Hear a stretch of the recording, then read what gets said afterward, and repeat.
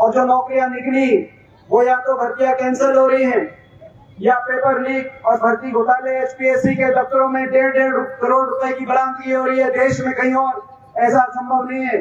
1.5 करोड़ रुपए की बरामदगी एचपीएससी एसएससी के दफ्तरों में बरामदगी हो रही है।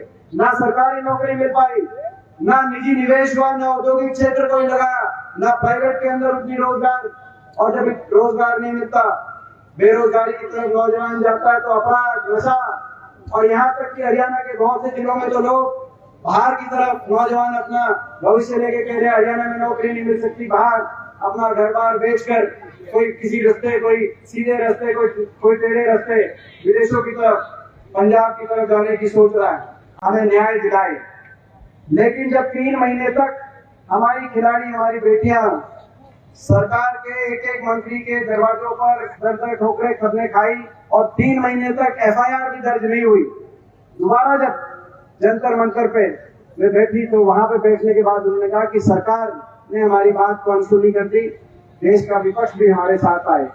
और आज सरपंच एसोसिएशन ने भी यहाँ पे इस कार्यक्रम करके इस महिला गांव में जो सरपंचों की बेकदरी सरकार द्वारा हुई है, इनकी बातों को अनसुना किया गया, इनके अधिकारों को कुचला गया है। आज यहाँ पर विपक्ष के नाते हमें निमंत्रण दिया आपने कि आपकी आवाज को हम भी उठाएं और हम मैं विश्वास दिलाता हूं हरियाणा के सरपंचों की और पंचायती राज के संस्थाओं की अधिकारों की लड़ाई हम लड़ेंगे। हरियाणा में विपक्ष है, मगर मजबूत विपक्ष है, बराबर का विपक्ष है। विधानसभा में भी आपकी लड़ाई लड़ी जाएगी। हुड्डा साहब के नेतृत्व में हमारे 30 के 30 विधायक लड़ेंगे और संसद में भी ये हो सकता है कि संसद में 15 सांसद हो हरियाणा के, और ये भी है कि 15 में से 10 लोकसभा के और 5 राज्यसभा के, 15 में से कुल 14 सांसद भाजपा के हों और विपक्ष में एकमात्र सांसद के रूप में मुझे अवसर वहां मिला हो। लेकिन आपकी आवाज संसद में भी गूंजेगी, ये मैं आज आपको विश्वास दिलाता हूँ।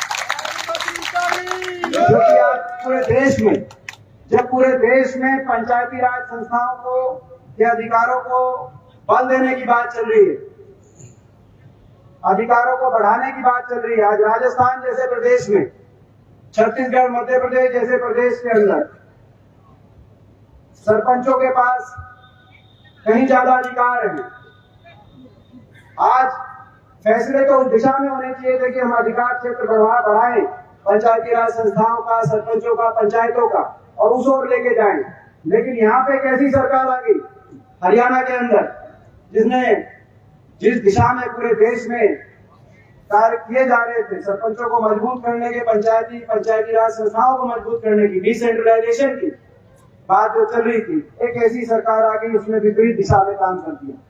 खैर, ये केवल एक ही उदाहरण नहीं कि ये जो खट्टर सरकार हरियाणा में, इसने विपरीत दिशा में कार्य शुरू किया। आप जानते हो, हम जानते हैं, ये एक ही उदाहरण नहीं है। ये तो जब से सरकार बनी है तब से हर फैसला जन भावना के विपरीत लेने में हमारी सरकार है। हर फैसला हरियाणा को के हितों के विपरीत लेने में ये सरकार हर फैसला ले रही है। आज 9 साल की सरकार पर मैं एक और बताना चाहता हूँ, अभी बता रहे थे कि भाई ये 1-1.5 साल का समय रह गया।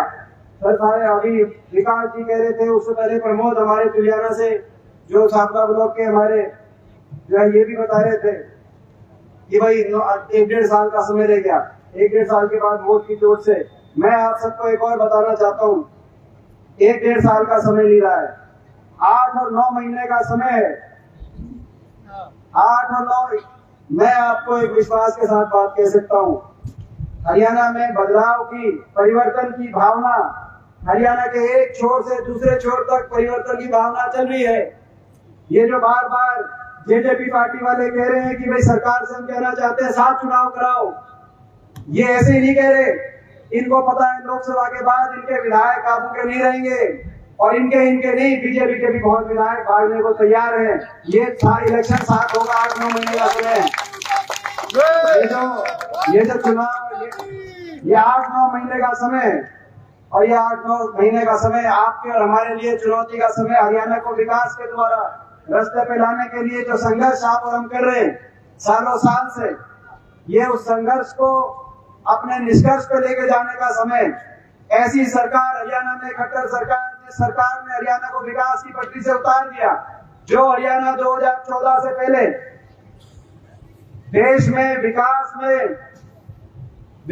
दर में नंबर 1 पे था। प्लानिंग कमीशन उस समय आती थी विकास की दर को, हर प्रदेश के विकास दर में हम नंबर 1 थे, प्रति व्यक्ति आय में हम नंबर 1 थे, प्रति व्यक्ति निवेश में हरियाणा नंबर 1 था। कहीं IMT बन रही थी, एशियन पेंट मारुति की फैक्ट्री आ रही थी, कहीं रिलायंस का SEZ आ रहा था, कहीं बाजू में फुटवेयर पार्क आ रहा था, कहीं थर्मल के कारखाने लग रहे थे, निवेश हो रहा था। औद्योगिक निवेश में नंबर 1 थे, प्रति व्यक्ति आय में नंबर 1 थे, खिलाड़ियों के मान सम्मान में हम नंबर 1 थे, गरीब की कल्याणकारी योजनाओं में नंबर 1 थे, किसान के हितकारी फैसलों में नंबर 1 थे, और देश में आपसी भाईचारे में और खुशहाली में हरियाणा नंबर 1 था। अमन चैन शांति, 10 साल तक किसी वर्ग को आंदोलन नहीं करना पड़ा, किसी वर्ग को सड़क पे नहीं आना पड़ा, और अगर कोई वर्ग एक दिन के लिए भी किसी धरने या प्रदर्शन के लिए आया तो उससे बैठकर मान सम्मान के साथ, संवेदनशीलता के साथ उनकी समस्याओं का समाधान करने का काम उस सरकार ने किया था। वही हरियाणा देश में जो नंबर 1 था, आज 9 साल की इस खट्टर सरकार के बाद विकास दर में तो नीति आयोग बताया है केंद्र सरकार का कि 19वें पायदान में, मगर नंबर 1 पहुंच गया तो किस बात में पहुंच गया? बेरोजगारी में आज देश में नंबर 1। ना सरकारी नौकरी मिल पाई, आधी सरकारी नौकरी 2 लाख से ज्यादा पद समाप्त कर दिए, जो है कच्चे कौशल निगम में चले गए।